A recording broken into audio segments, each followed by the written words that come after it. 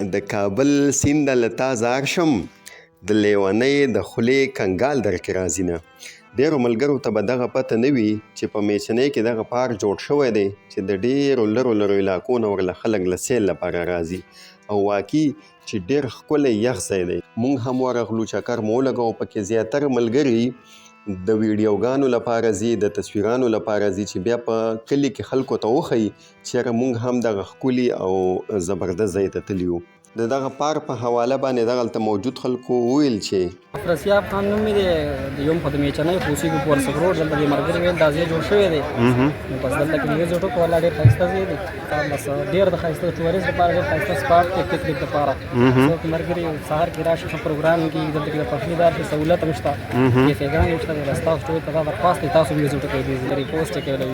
اکثر ملګري په خپلو کې راجمع شي، دغلته د خوراک څښاک مطلب د اخلي پخلي سامان هم ځان سره یوسي، بیا هغلته یې پاخه هم کړي.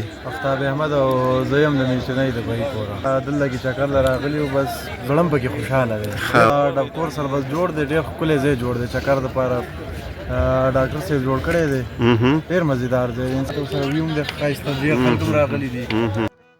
او ستاسو ته هم دغه وایم چې د دغه ځای یو ځل ضرور وزټ وکړئ. د میچنۍ سره خوا کې د پرچاوي سره دغلته لار ورغلې ده. زما نوم دی اویس، زه یم د چارسدې.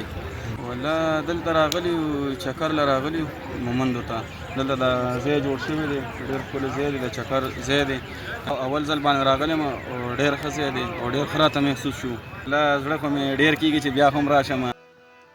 او اکثر پکې د جمعې او د اتوار په ورځ باندې رش سیوا وي د نورو ورځو په نسبت باندې. نو ستاسو هم چې کله هم راځئ چکر او هغه د اتوار د جمعې په ورځ راشئ چې د خلکو سره پکې ملاقاتونه هم وشي او خوند هم واخلئ.